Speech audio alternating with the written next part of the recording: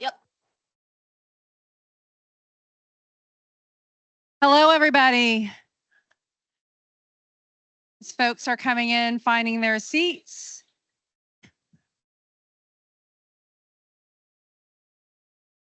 As students are coming in, if you could quickly click on the QR code and complete the survey, that would be great.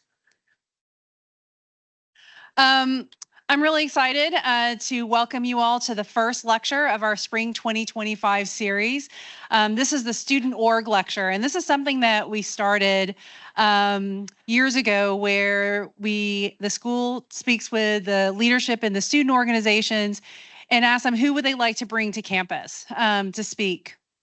And so had several meetings with the leadership of AIAS, NOMAS, EQIA, and ECO over the course of last semester. And as I talked about the kind of themes and issues that were really important to them as ideas of resilience came to the foreground. And then they suggested Hana Kassem as our lecturer today. And I was really thrilled when we extended the invitation that she accepted and that she's able to join us here today. I'm going to hand it over to Anna Demkovich, who's the president of AIAS, to officially welcome Hana to Georgia Tech.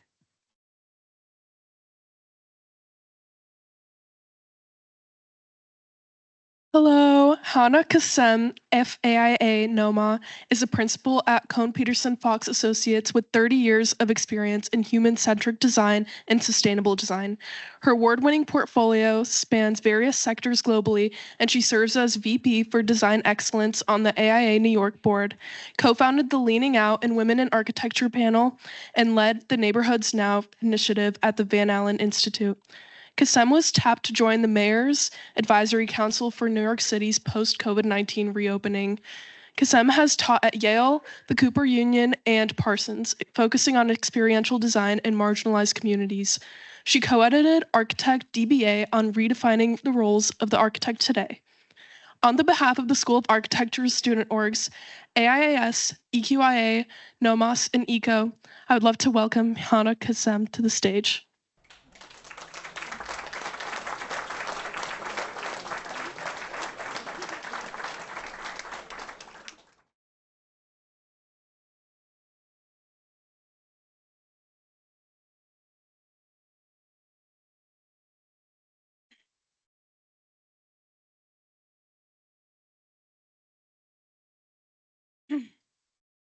Good morning.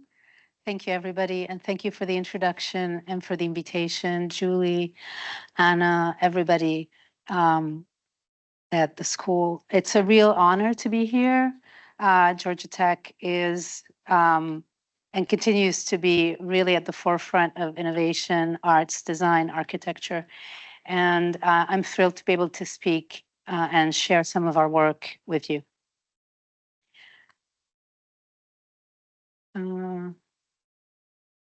Not advancing.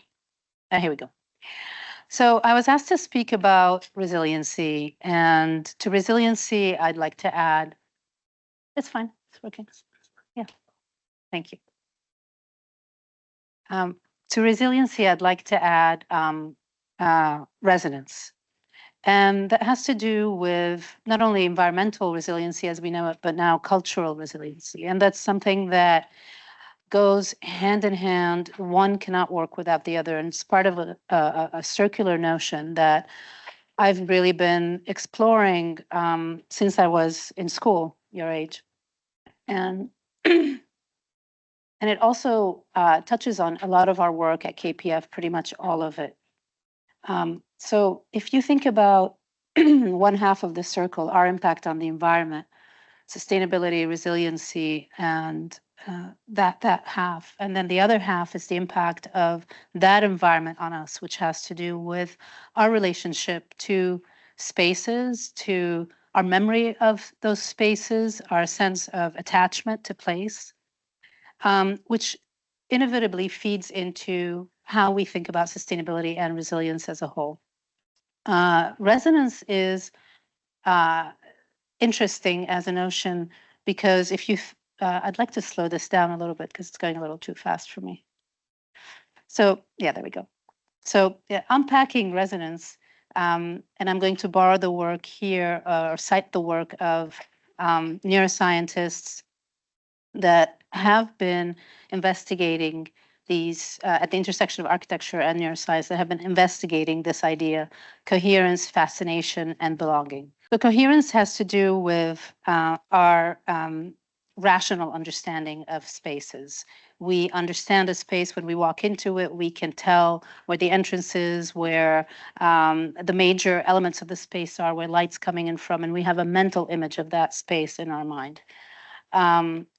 Fascination is a little bit the opposite of that, in the sense that these are spaces that ask you to go further in order to explore them, and they trigger curiosity, and so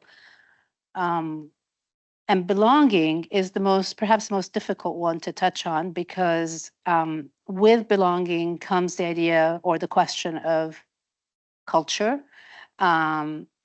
Is belonging a quality that one can understand or feel universally, or is it very specific to a locale, to a culture?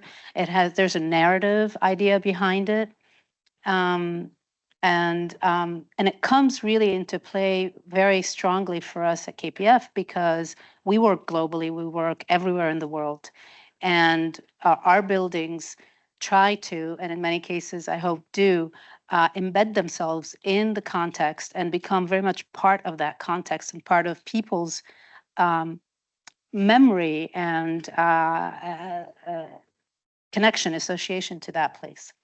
So in the study that I'm citing here, resonance, or the idea of spaces that people relate to and connect to, had been broken down into these three notions, and it seemed that for a space or a building or place to create this notion of resonance, all three have to be present: coherence, fascination, and belonging. So as we look through our work that I'm going to share, I'm going to be talking about both aspects that are about environmental resiliency and sustainability, and aspects that are about cultural resiliency and this idea of resonance through these elements.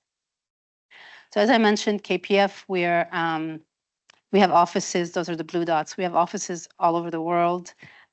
We are global, so we're very global, but also very local. And a lot of the buildings are very iconic on the skyline as buildings that you recognize, but they also don't neglect the experience, right? The experience of connecting to the street, contributing to the city, bringing in the public, and the richness of that experience.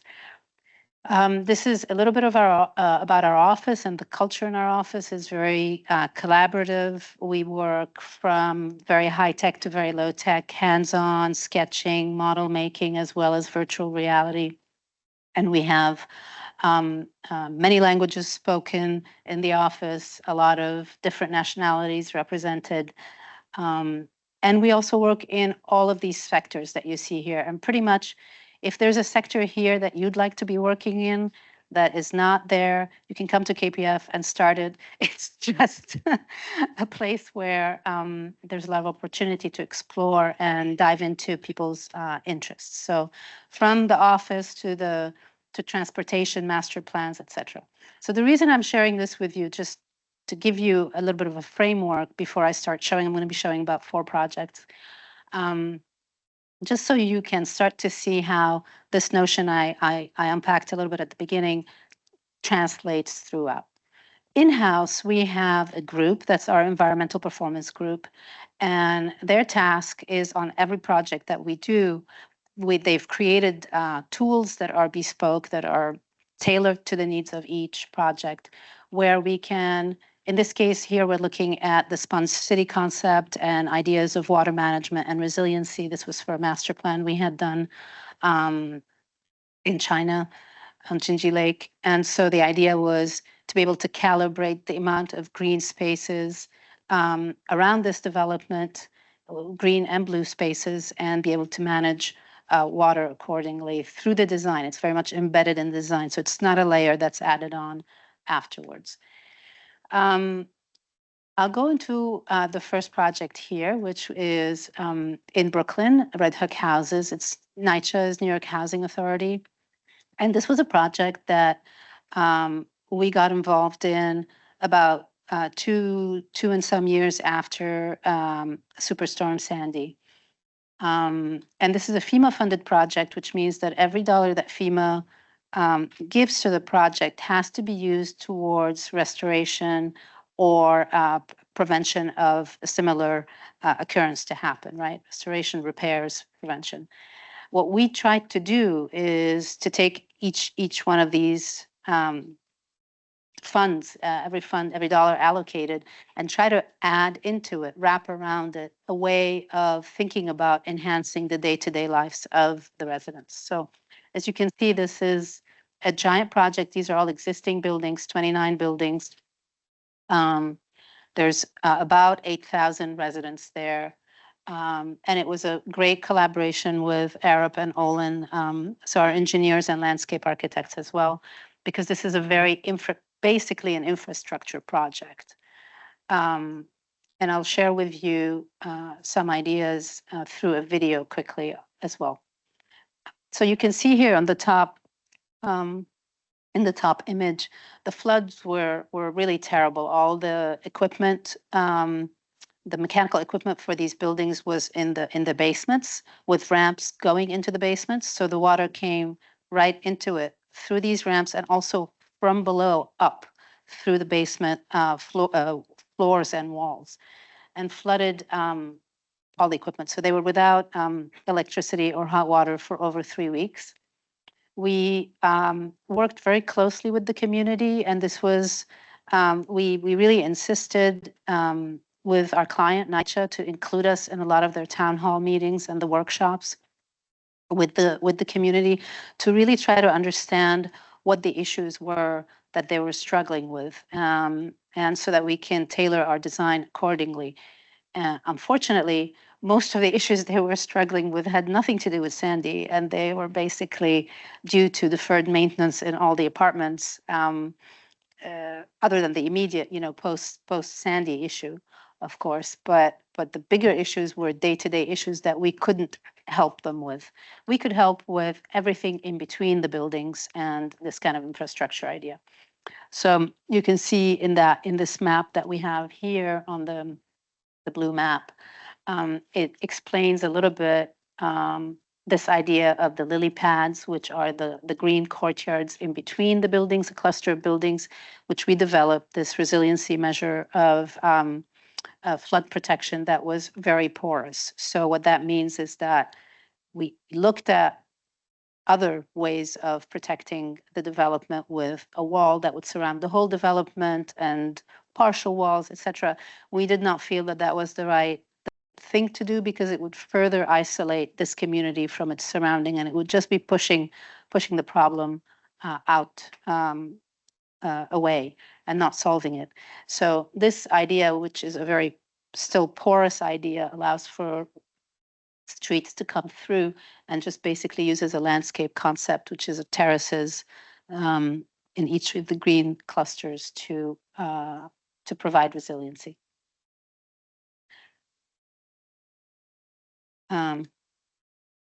Here, the idea of resiliency plus heart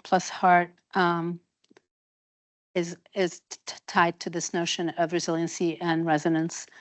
What you're looking at, those orange blocks are electric distribution pods. The two red ones are the two main power plants, which are brand new, elevated. All the new equipment for the infrastructure for the whole development would be raised above flood levels, plus 3.5, so extra protection.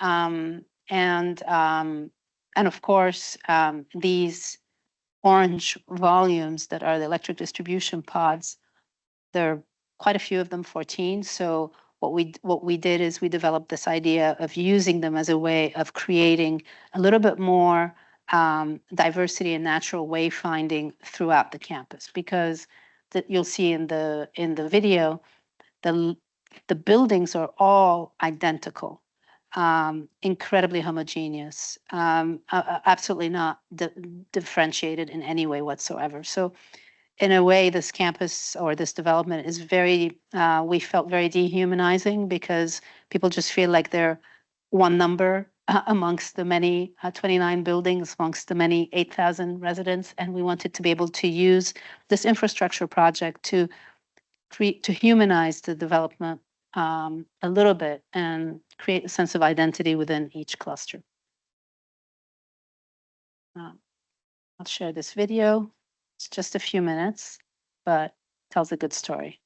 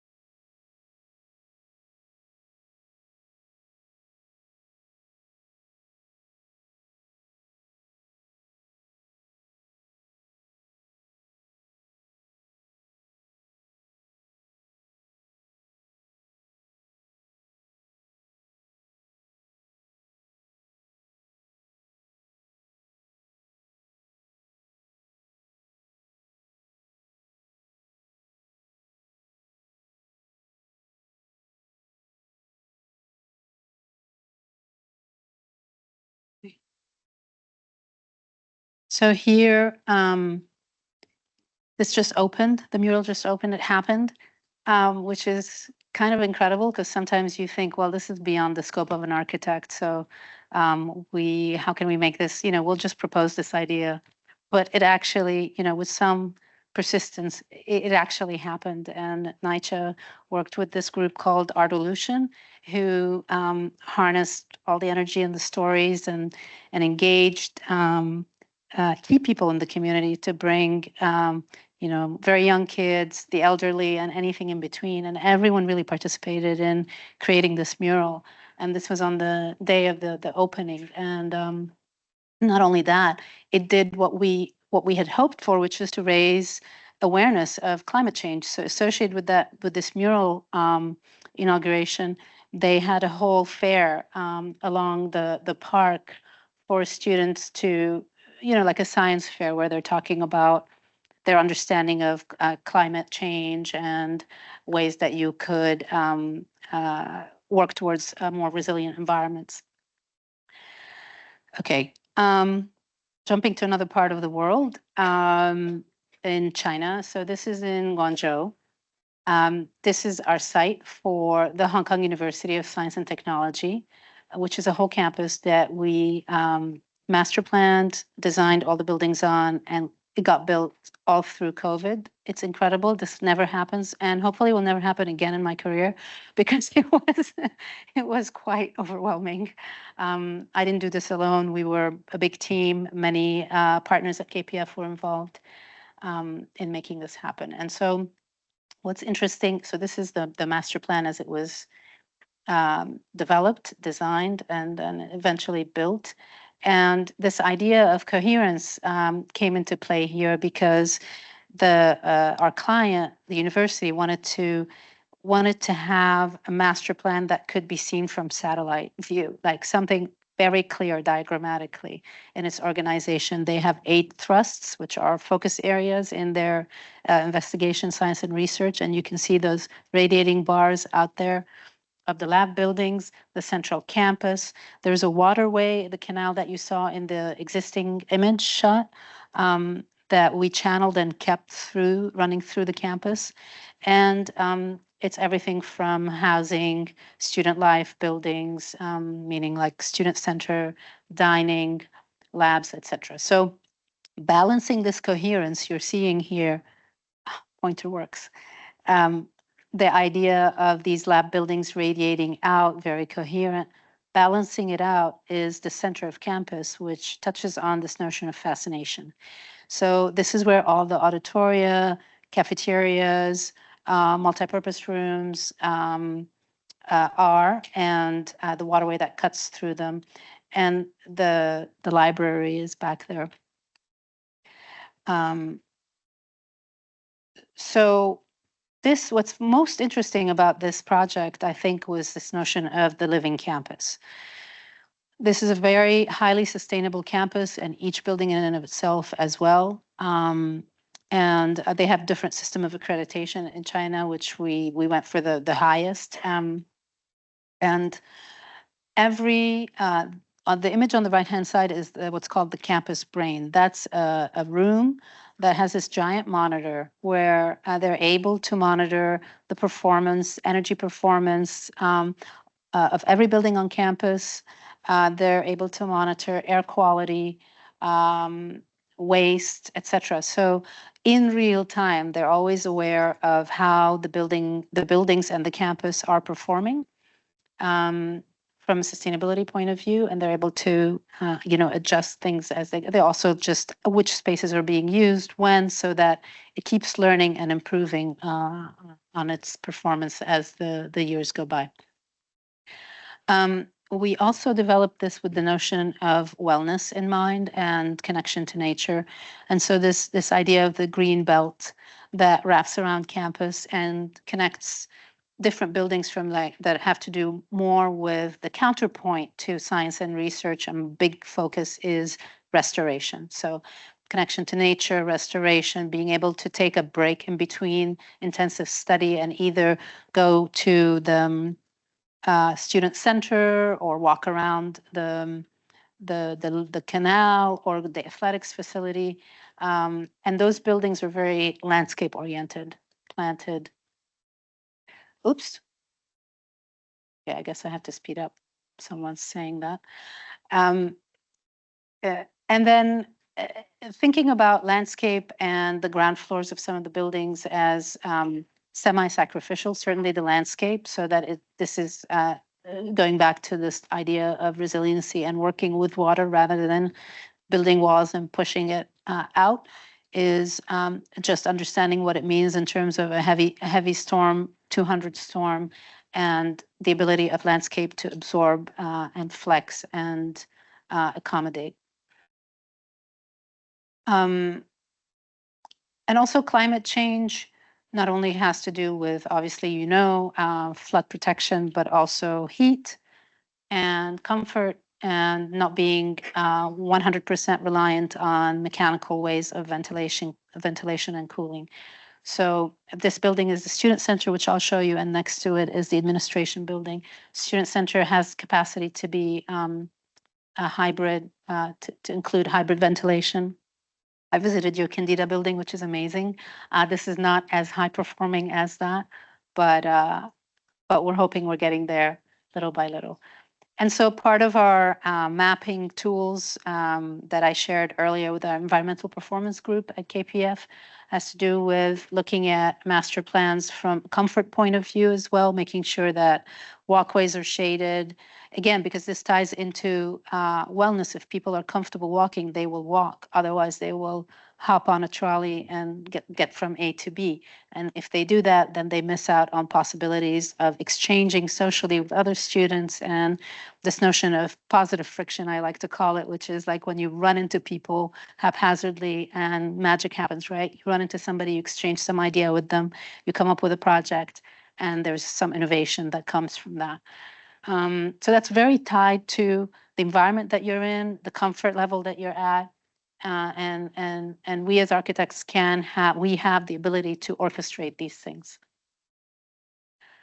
So sharing some of the images here of those spaces in between. This idea of fascination comes into play here, and it's a really magical place. So the two buildings I'll focus on a little bit are the ARC building, which is the administration building, and next to it, the student center.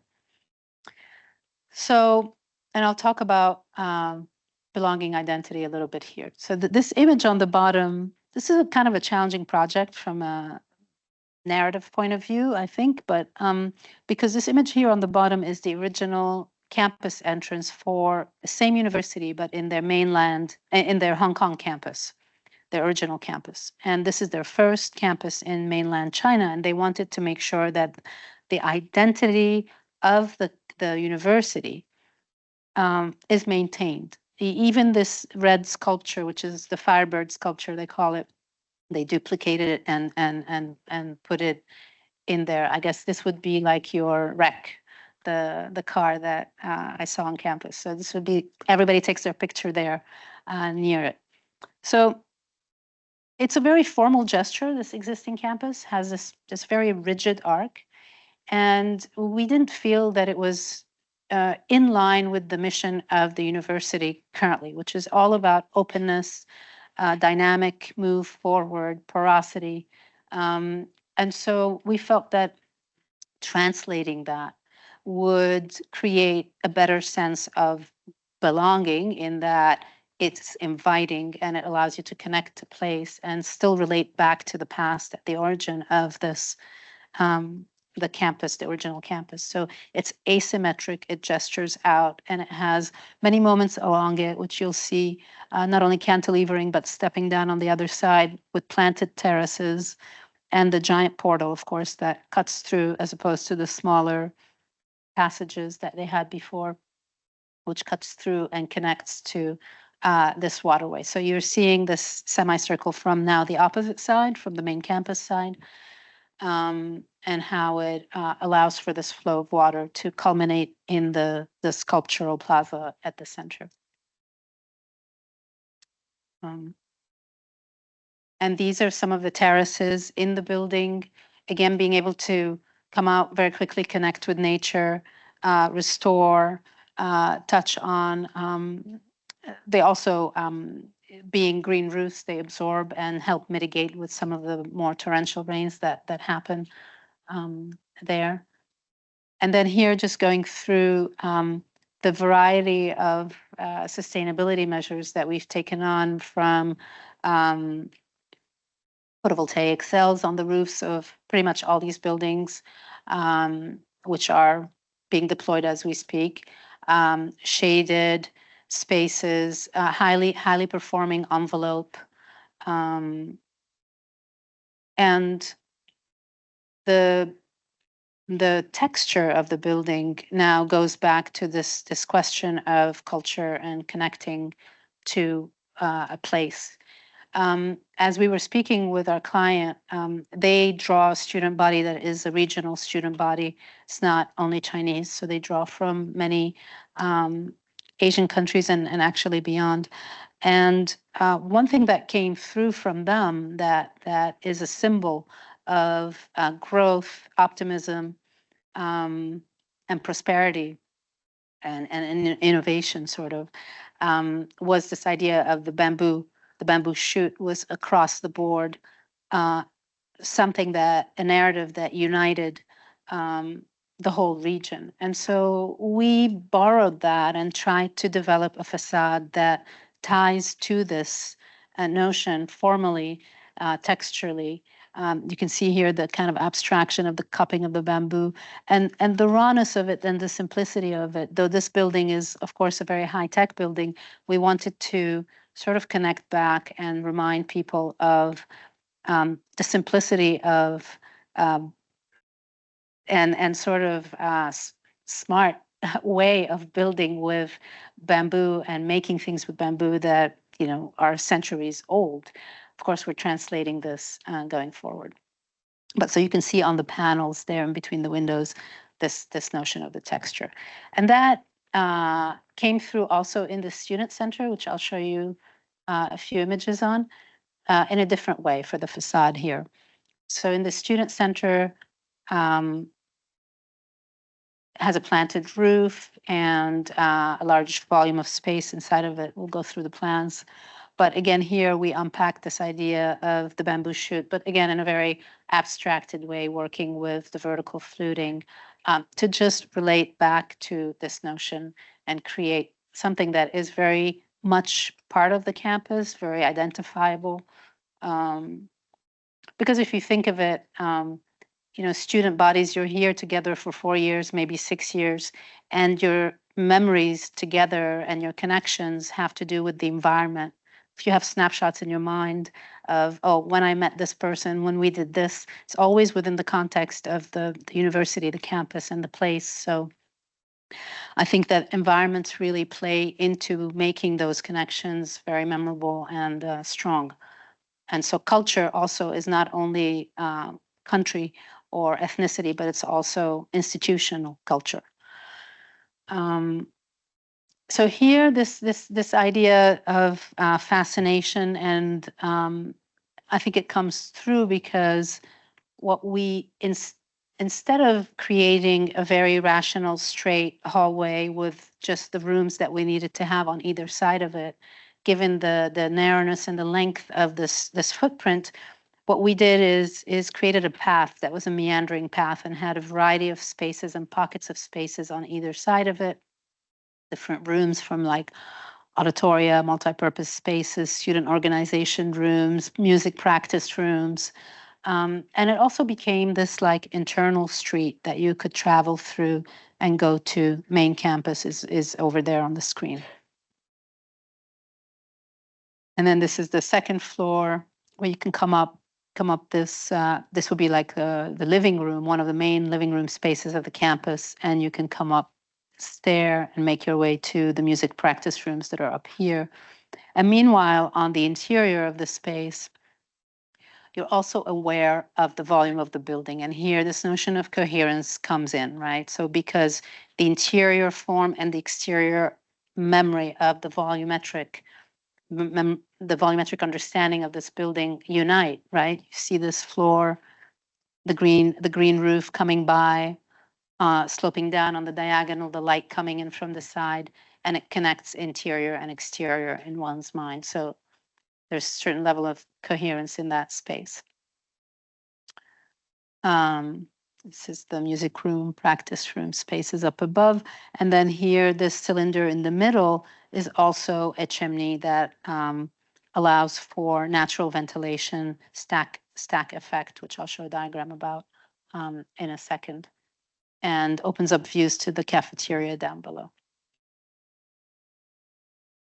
So here it is. So in good weather, they're able to employ natural ventilation with fans. So this is more climate resiliency, but in terms of heat and comfort. And the planted roof also helps with the management of water retention, and photovoltaic cells make it so that a certain percentage of the energy loads in this building are able to be harnessed on site.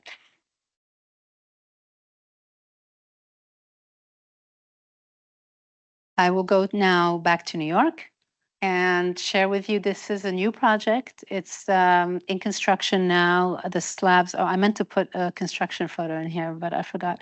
But it's up to the 7th floor now, so we're very excited about it. It's the first all-electric lab building in New York City. Lab buildings are very, are energy hogs. They demand a lot in terms of ventilation, air changes, etc. So it's kind of a feat to be able to do the potentially all electric lab building. And it's a catalyst for the rest of the block that it sits on. It fills this corner that was missing. So eventually this entire block and then other parts of the Columbia Medical Campus will then slowly become all electric. That's their goal. In terms of, how it's organized, we have offices on the south side, lab spaces on the east, and then at the corner are these collaboration spaces, which I'll talk about, that start at the bottom where there's this community health forum. And here, again, we're talking about sustainability, resilience, but also connection to community, which has to do with belonging and engagement and cultural resiliency. There's also a strong presence of biophilic design, plant material. I mean, you've noticed it through all the projects that I've shown. This connection to nature is very important.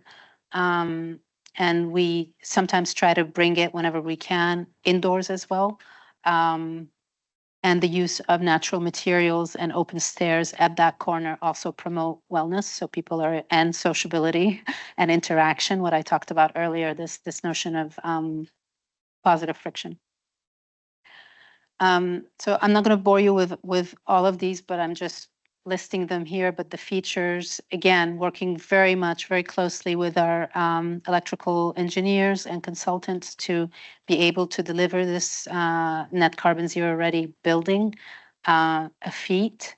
But it has to do with creating an envelope that is very highly performing at the same time, right? So you have to do both. Not only, if you didn't have a highly performing envelope, you wouldn't be able to achieve the goals that would be needed here. So these notions of connection to nature, engagement with the community, also tie to art, because this is in Harlem, and it's a neighborhood that is very vibrant in terms of its art scene, and part of the existing, and there's a connection to the existing lobby here in this building. They already have a space there where they share their work. The community shares its work, its artwork on displays in a gallery. So we wanted to make sure that there was a space in this building that engaged them, both in terms of giving space for the community to have various functions, but also for the researchers to be able to engage with the community, so they can come down, give talks, and share ideas. And so that happens in this corner. And this green element travels through the corner and up to this terrace rooftop area. Whereas on the right-hand side, the idea is that there is a whole art wall that is that travels along the labs and comes down to the ground floor as well. So here's what I was talking about earlier, this connection through the existing lobby to the new one, the community health forum space here. And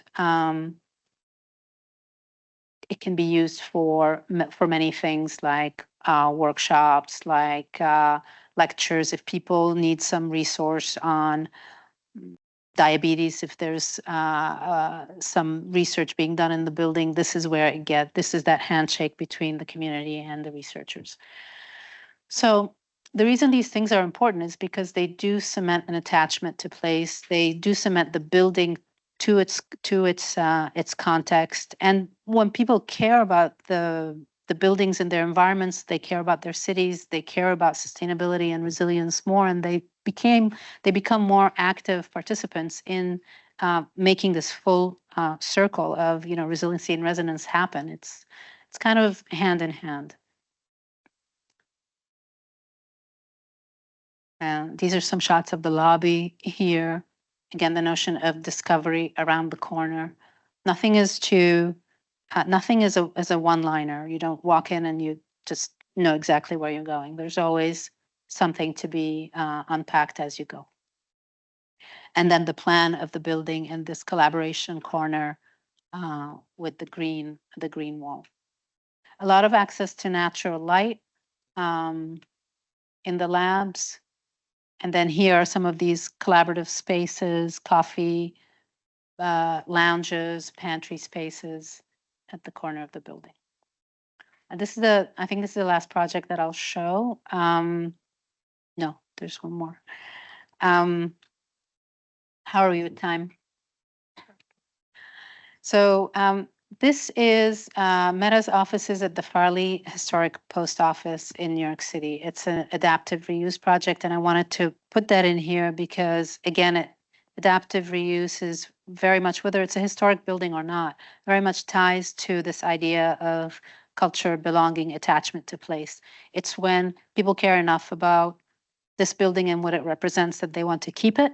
And so that ties back to, they want to keep it and keep using it and revitalize it. That ties back to the embodied carbon in that building, and our goals with sustainability are connected to that. So it's a really unbelievably large building. It's the size of 2 city blocks in New York City. It's 400 by 800 feet wide. And it's otherwise known as the Moynihan train station. It was restored by SOM. The train hall was restored by them, as well as the envelope of the building. And then Meta came to us and said, well, we have about 700,000 square feet in this. Will you repurpose it for our needs? And you can see here the scale of this building. I mean, it's like, it's a campus, basically, very, very similar to their West Coast campuses in the sense that it's very extended and open floor plates. Historically, it's very interesting. It's one of the, I think it's the longest colonnade in the States. And it's a landmark building, and it was built in 2 parts. You can see here the front part, the front half, and then the annex building. And it's been very interesting diving into the history and the narrative behind it. These are the trains that would bring mail from everywhere around the city to the post office, from where it would get then distributed. This is, I don't know if you know about this pneumatic system, but this actually existed in New York City. There was a system where mail would get siphoned off in a pneumatic way. It's very interesting and funny. And mail sorting rooms. So the reason I'm showing this is, for us, we were interested by this idea of the snail mail back then, and the dissemination of information and correspondence to then our client, Meta, who, it's the equivalent of that, right? It's the digital translation of that dissemination of information and exchange between people. So we like this notion we wanted to maintain it in some of our concepts. So this is what the building gave us, so to speak. The two larger atria around the train hall.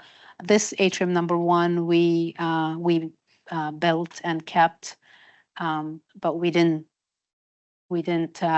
would not have been able to deliver a plan that was feasible, viable, without having this atrium in here because of the depth of this floor plate and lack of access to natural light would have made it very difficult. So there were a number of historic elements in the building, some of them surprising, some of them not. This was surprising, but this was a historic space that we needed to keep, this elevator lobby, whereas you can see these very ornamental stair railings, etc. It's understandable.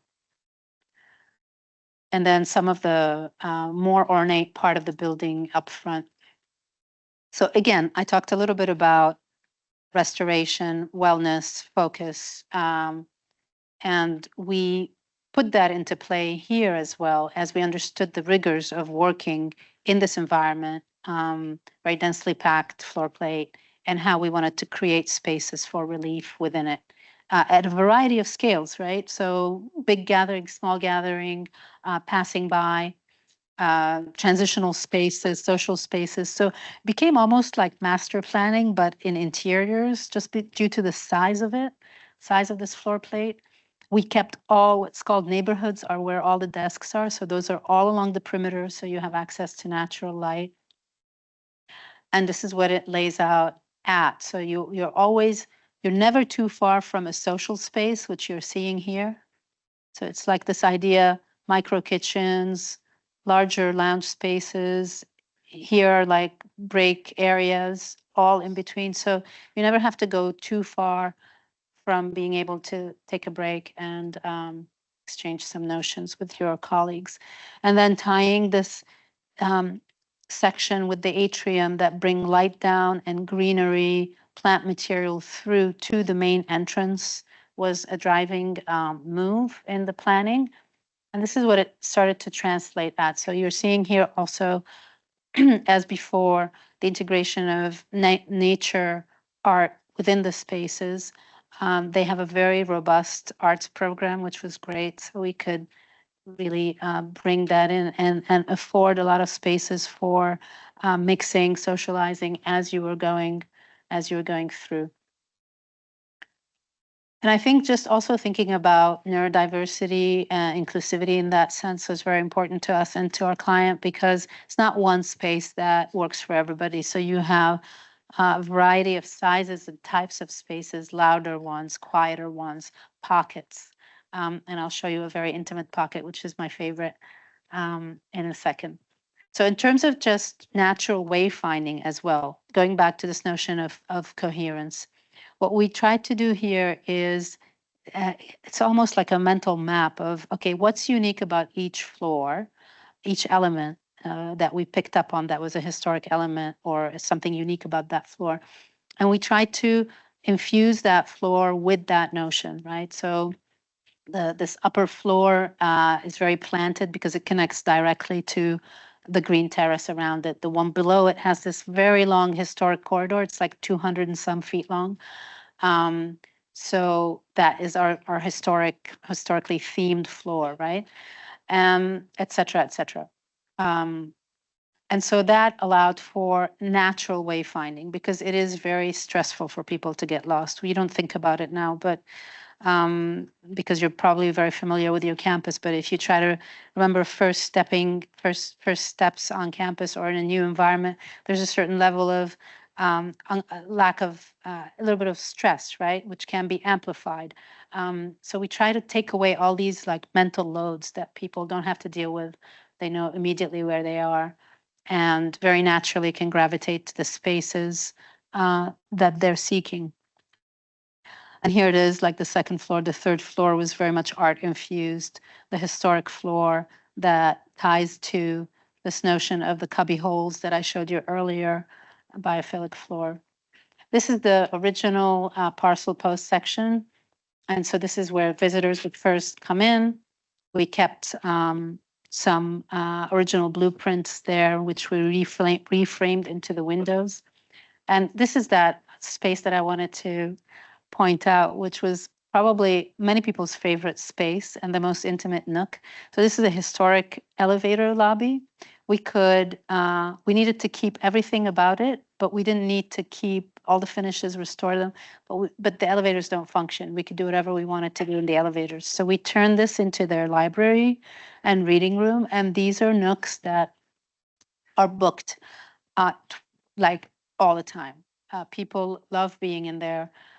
You're inside the elevator shaft, basically, and that's where you can control your own light. You can adjust the cushions, make it your own homey space, and focus for as long as you've booked it for. Um, and and then this is that historic floor. There's some motif in the floor patterning in the concrete, which we brought in from the patterns that we saw in the historic part of the building. And this working with this very raw material, but again, tying back to the history of the building and the post-sorting, mail sorting room idea. So crafting these spaces is part of the joy of it. And it takes a lot of, when you go into practice, you'll hopefully enjoy it as much as we do, but being able to take ideas from initial concept down to, figuring out what color the mortar is going to be, how deep it's going to be set. All of these things go into what makes the place what it is. One more. This is another adaptive reuse.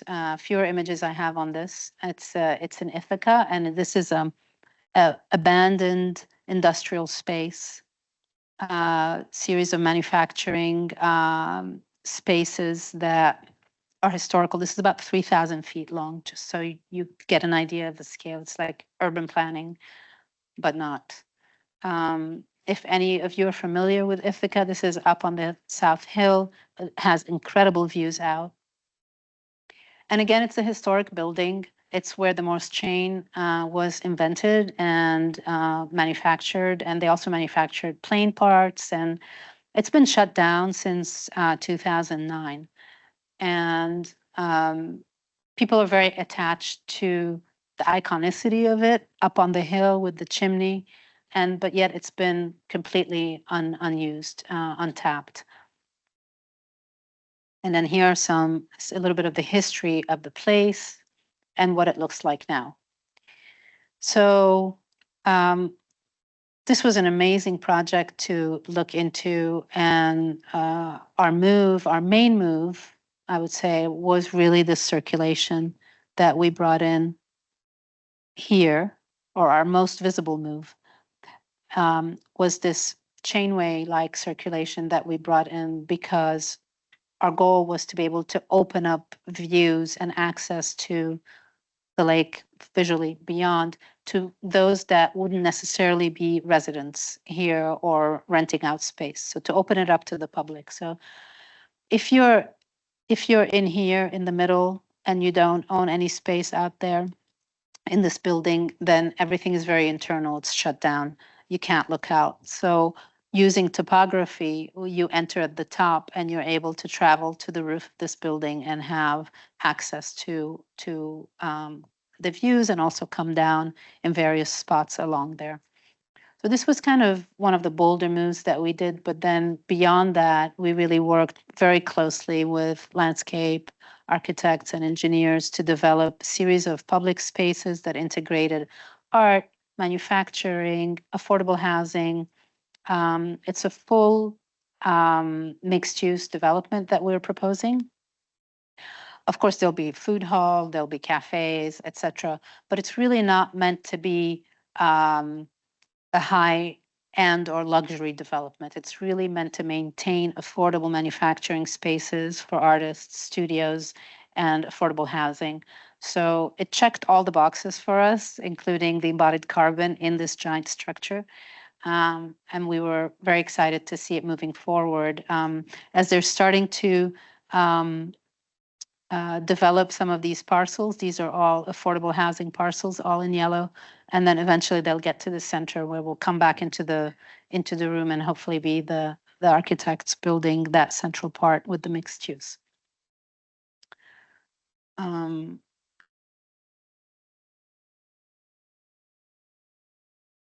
So I saw some of some of the developments here in Atlanta, which were very exciting and a little bit maybe similar. The Ponce City I visited yesterday, and it was very inspiring.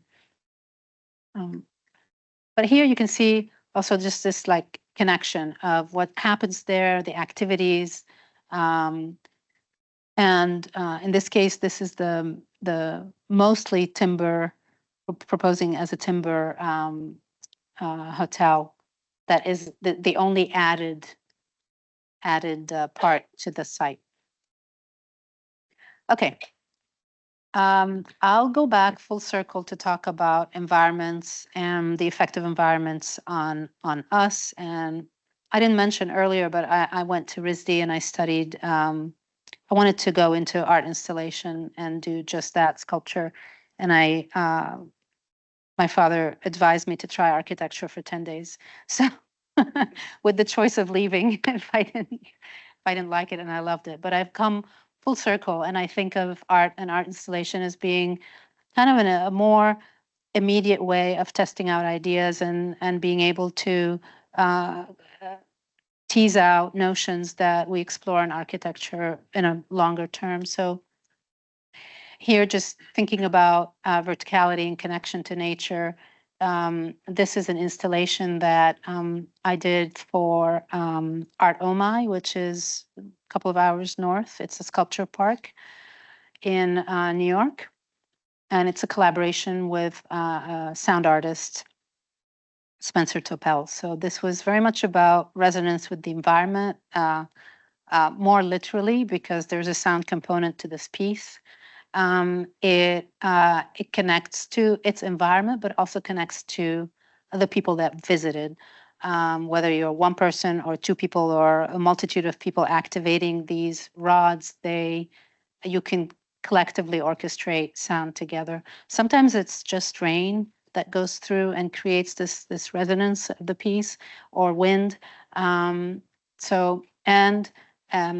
It's 5 different hues of blue that in some cases meld perfectly or merge perfectly with the color of the sky on that day. So it's across seasons and different times of day. It constantly reconfigures itself. Sometimes you see all 17 rods, sometimes you only see a few of them.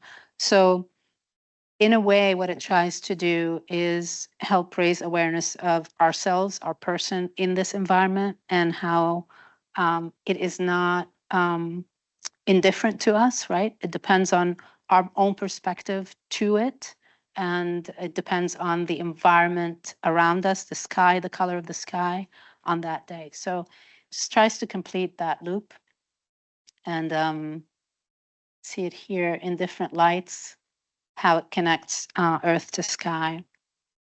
And sometimes it just completely disappears. It becomes very ethereal.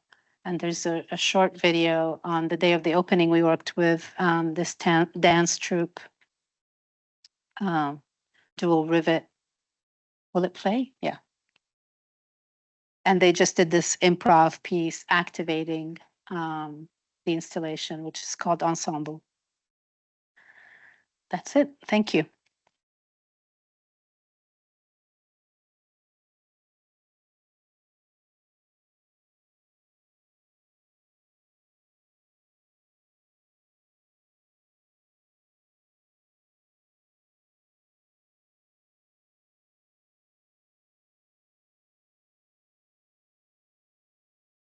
Yeah.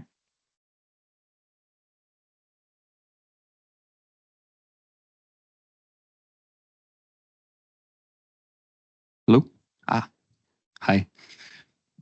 Thank you for a presentation. I was interested by the limitations y'all ran into at Red Hook, how stakeholder concerns ran deeper than FEMA could legally pay for, or than you could do with FEMA's money. I don't want to suggest you failed to address those concerns. I think the way you hacked the FEMA funds to address their concerns was brilliant, but I was curious if when you get these public good projects like that, do you ever try to bring in new sources of funding to help finance the needs your main client cannot? That's a very good question. It is, again,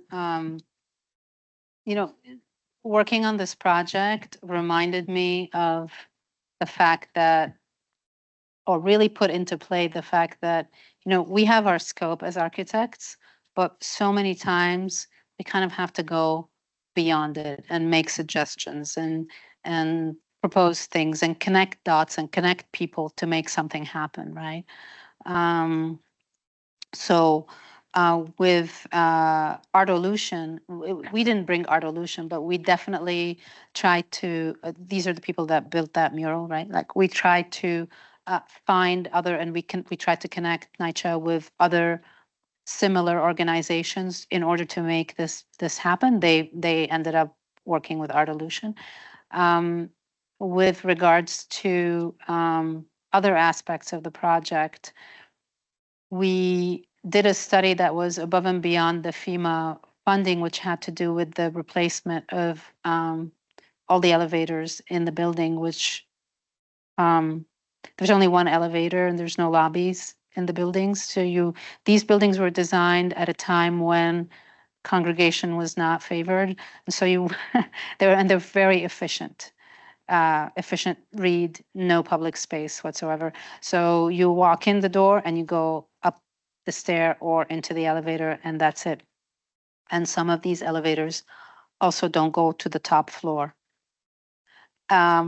So one of the first comments we made was, well, you at least need 2 elevators and you should have a lobby or some space of entrance, right? That was a little bit more generous. But we did that study above and beyond our scope, and it's put on the side waiting for, funding to happen.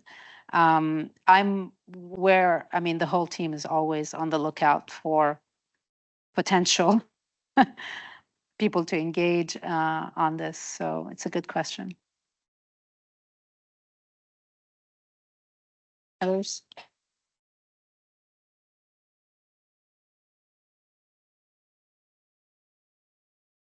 Hi, thank you for your talk. I'm just curious, what's your stance on spaces designed for intense contemplation, such that maybe coherence might be a plain cubic space with a yoga mat in it designed for meditation, and fascination could be some kind of natural arboretum? What's your stance for what's better in terms of contemplative spaces, in terms of coherence and fascination and belonging as well? Yeah, so great question. I don't believe that based on research so far as to the way that the brain operates and how you go into that space of contemplation, it has to do with being able to and again, I'm not the scientist, but I'm part of a group working with neuroscientists and exploring these ideas. But it has to do with being able to focus your attention on something that is fascinating enough, but known enough that you're kind of in between. It captures your attention. You can focus on it, but you want to focus on it a little bit longer. Like it's not a boring space, or it's not a boring thing. Boring is not a taboo word, and it's not a simple word. It's actually something useful to think about. What is not boring, and what captivates you enough that you can focus on just that, so that you can go into that contemplation mode. And nature seems to do this. Like there are many studies that have shown the value of being immersed in significant amount of nature around you. Like it's not just one little potted plant. It's, you're in an environment, but you don't have to be in there for very long. Like 15 minutes seems to do it. And so so you can imagine the value of being able to have these pockets of space that are very immersive, that are within workplace environments or even learning environments that you can go into, recharge, and not have to leave, travel to a park to experience that and come back to your work. I don't know if that answers your question, but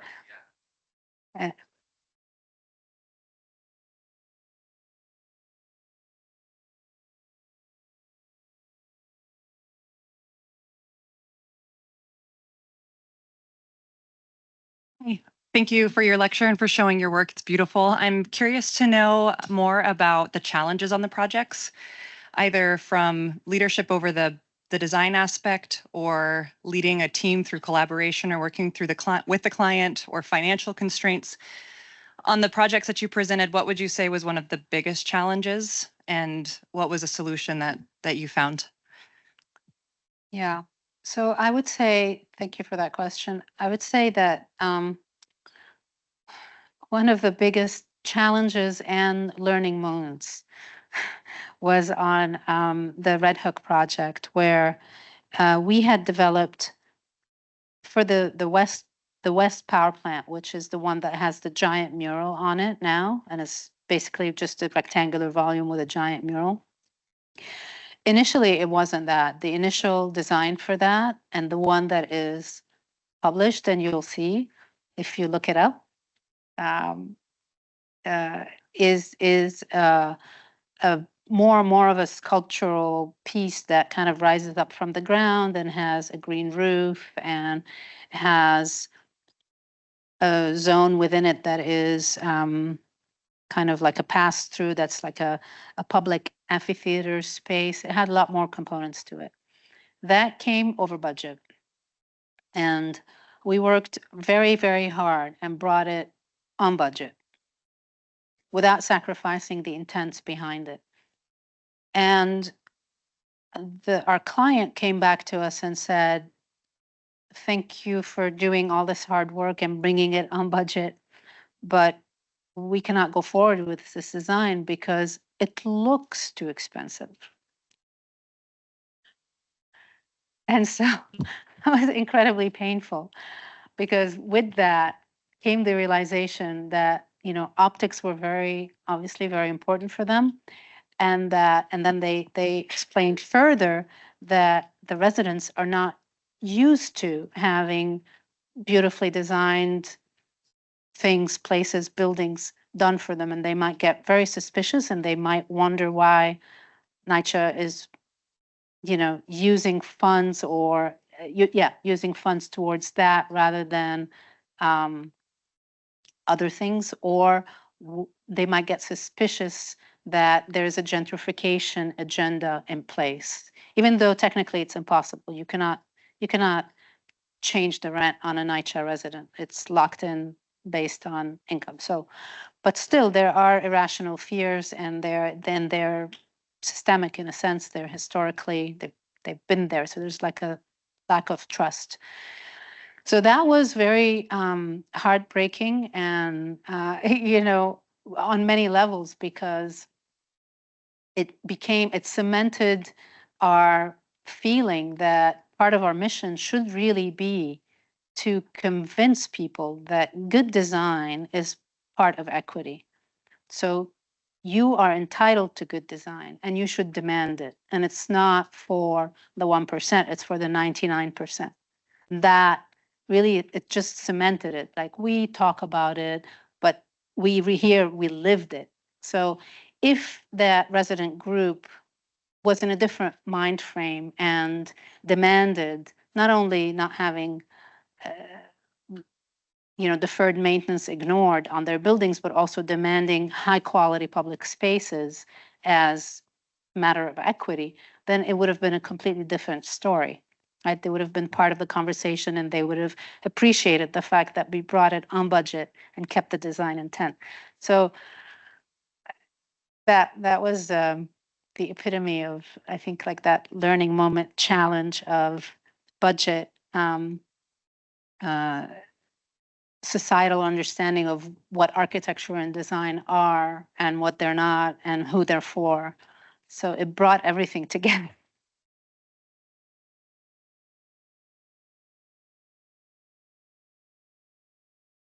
Thank you.